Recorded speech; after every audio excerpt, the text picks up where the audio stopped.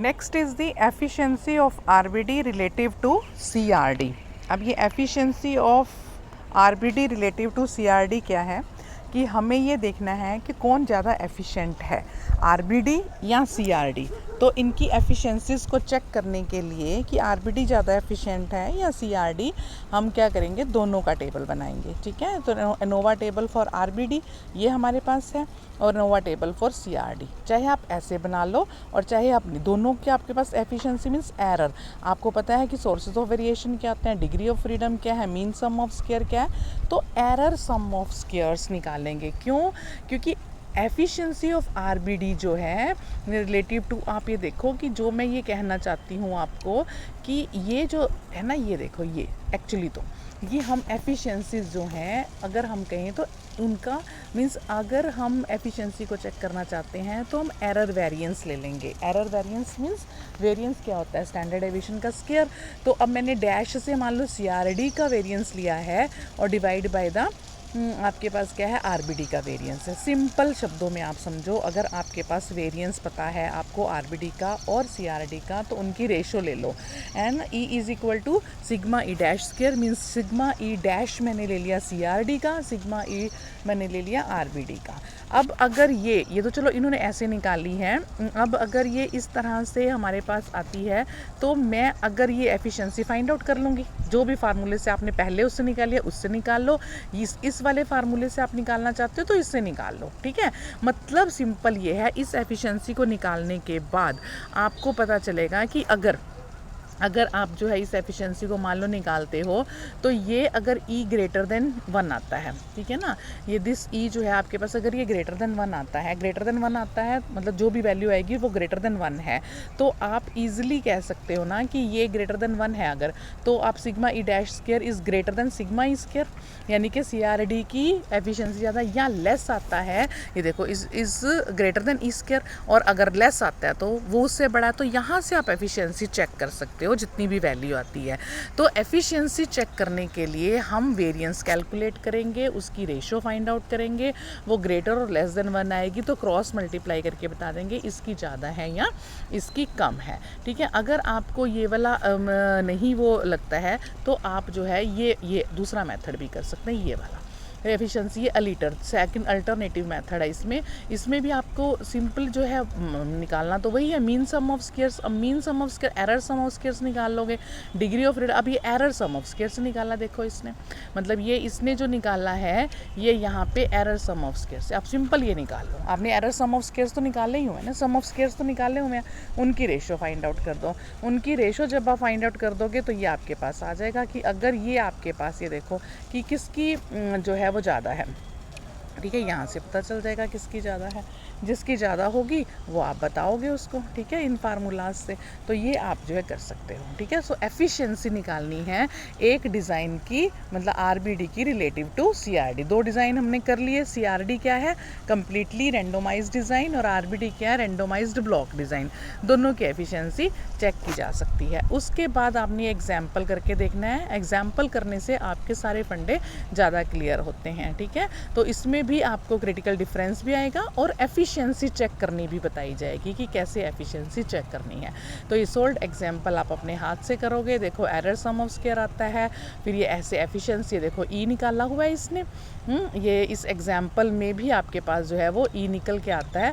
तो आप कैसे ई को हम फाइंड आउट करते हैं और किस तरह से हम उसको इंटरप्रेट करते हैं। ठीक है, नेक्स्ट एग्जाम्पल एक और दिया हुआ है, तो आप ये एग्जाम्पल कर सकते हो। ठीक है, मेन तो आपने एक एग्जाम्पल ऊपर वाला करना है ताकि आपको एफिशिएंसी और डिज़ाइनिंग का पता चल सके। उसके बाद हमारे पास एक कंसेप्ट और है, this is estimating of missing value in RBD. RBD में अगर कोई वैल्यू मिसिंग है, आप देखो टेबल तो यही बनता है ना हमारे पास, ये ब्लॉक्स हैं।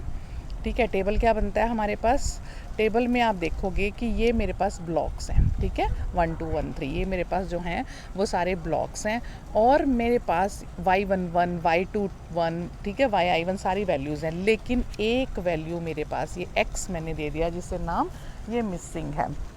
ये वैल्यू अगर मिसिंग है तो हमें क्या करना है, सारे सम ऑफ स्क्वायर्स आपके वैसे ही निकलेंगे, बस फ़र्क इतना रहेगा, वैल्यूज़ आप वैसे ही लिखोगे, स्टैटिस्टिकल एनालिसिस आप वैसे ही लिखोगे, मतलब आरबीडी में मिसिंग वैल्यू को अगर कैलकुलेट करना है तो बाकी सारी टर्म्स टर्मिनोलॉजी वैसे ही आएंगी जैसे पहले आ रही थी। फ़र्क इसमें क्या रह जाएगा, सिर्फ फ़र्क ये रहेगा कि अब आपके पास जो वैल्यूज़ आ रही हैं वो तो हैं ही हैं, बट एक वैल्यू नहीं पता। मान लो मेरे पास 10 वैल्यू हैं और उनका सम मुझे पता है, और 11वीं वैल्यू 10 वैल्यू हैं, उनमें से 9 पता है, 10वीं नहीं पता। तो 9 का जितना सम पता है प्लस मैं उस x एक अननोन वेरिएबल ले लूँगी, ये मुझे नहीं पता, तो 9 की वैल्यू का सम जमा x ले लूँगी। ठीक है, तो अब आपके पास क्या आ जाएगा, वो वैल्यू यहाँ पे इस कदर से आ जाएगी। ठीक है, इस कदर से आ जाएगी, ये x प्लस x ले लिया। ठीक है, और साथ में हमने कह दिया कि constant with respect to x, बस बाकी सारे फार्मूलाज वही रहेंगे, सिर्फ अननोन वैल्यू मींस हम, ये हमारा टॉपिक क्या है, मिसिंग वैल्यू को आरबीडी में फाइंड आउट करना। हमारा टॉपिक क्या है, मिसिंग वैल्यू को आरबीडी में फाइंड आउट करना। तो एक मिसिंग वैल्यू को हमने आर से डिनोट कर दिया, और वो आर से डिनोट करने के बाद हमने उसको, बाकी सारा काम वैसे ही रहेगा, हमने प्लस आर से कर दो, एक्स से कर दो, वो प्लस आर या प्लस ई कर देंगे। उसके बाद हम जो है इस तरह से उसका पार्शियल डेरिवेटिव निकाल लेंगे और इस एक्स की वैल्यू को फाइंड आउट कर लेंगे। ठीक है ना, इस एक्स की वैल्यू को हम जो है फाइंड आउट कर लेंगे इस तरह से। ठीक है, ये हमारे पास है, इस x की वैल्यू को हमने यहाँ से फाइंड आउट कर लिया। जो फार्मूलाज थे वो मेरे पास ये वाले फार्मूला यहाँ रहेंगे इस एस टी के, ये जो मैंने प्लस एक्स स्क्वायर किया। ठीक है, पार्शियल डेरिवेटिव करते हुए भी अब x की वैल्यू फाइंड आउट हो जाएगी। ठीक है, अब मेरे पास अगला है कि अगर 2 मिसिंग ऑब्जर्वेशंस हों, 2 है, ये हमारे सिलेबस में नहीं है, बट जब हम आरबीडी करते हैं तो हम एफिशिएंसी भी चेक करते हैं, पहले एक्सपेरिमेंट मींस पहले डिज़ाइन के कंपैरेटिवली, और हम मिसिंग वैल्यू भी फाइंड आउट करते हैं। अब 2 मिसिंग ऑब्जर्वेशंस हैं, तो जैसे हम एक x ले रहे थे, अब हम एक y ले लेंगे। ठीक है, तो 2 वैल्यूज़ हमारे पास आ जाएंगी, x एंड y। ये देखो, ये x एंड y 2 वैल्यू आ गई। बस अब जो आप काम कर रहे थे उसमें एक आप प्लस x भी कर दोगे, प्लस y भी कर दोगे, partial derivative with respect to x equate to 0 कर दोगे x की वैल्यू फाइंड आउट करने के लिए, partial derivative with respect to y कर दोगे y की वैल्यू फाइंड आउट करने के लिए। दोनों अननोन की वैल्यू दिखा दोगे आप जर्नल कि इस तरह से हम फाइंड करेंगे, इस तरह से हम टेबल में 2 अननोन लेंगे, और ये फार्मूला में चेंज आएगा कि जितना सम बन रहा होगा, समेशन बन रहा होगा, उसमें बस प्लस x और प्लस y, इतना आपने करना है। जो 2 अननोन हैं वो प्लस x और प्लस y आपने उसमें करने हैं। ठीक है, तो ये है आपके पास 2 मिसिंग वैल्यू निकालने के लिए, 1 मिसिंग वैल्यू निकालने के लिए, और इसका अगर हो सके तो ये थोड़ा सा एनालिसिस भी, ये 4 लाइनों का ही सिर्फ एनालिसिस भी आप करके बता सकते हो। सिर्फ यहाँ तक ही है ये एनालिसिस, मतलब ये एनालिसिस है इसका, और सिर्फ इतना ही है, सिर्फ ये जो एनालिसिस है ये इतना यहाँ तक ही है बस। ठीक है, इतना ही एनालिसिस है, ये एनालिसिस भी बता सकते हो, जर्नल है, जर्नल बताना है आपने। ठीक है, तो ये था, this is all about the RBD design तो करना ही है, उसके अलावा उसमें वेरिएंस भी निकालना है, और लिस्ट स्क्वायर भी निकालने हैं, और जो है आपकी एक्सपेक्टेशन भी निकालनी है of various sum of squares. उसके बाद आपने मिसिंग वैल्यू का कंसेप्ट क्या है वो कैसे करना है, जर्नल बताना है। ठीक है, और साथ में आपने जब मिसिंग वैल्यू का बता दिया है तो उससे पहले मैंने अभी आपको बताया है कि एफिशिएंसी एक डिज़ाइन की दूसरे डिज़ाइन के कंपैरेटिवली वो भी बतानी है। ठीक है, so this is all about the RBD. In the next lecture will do LSD। ठीक है, अगले लेक्चर में हम 3rd डिज़ाइन करेंगे LSD। ठीक है, ओके, तो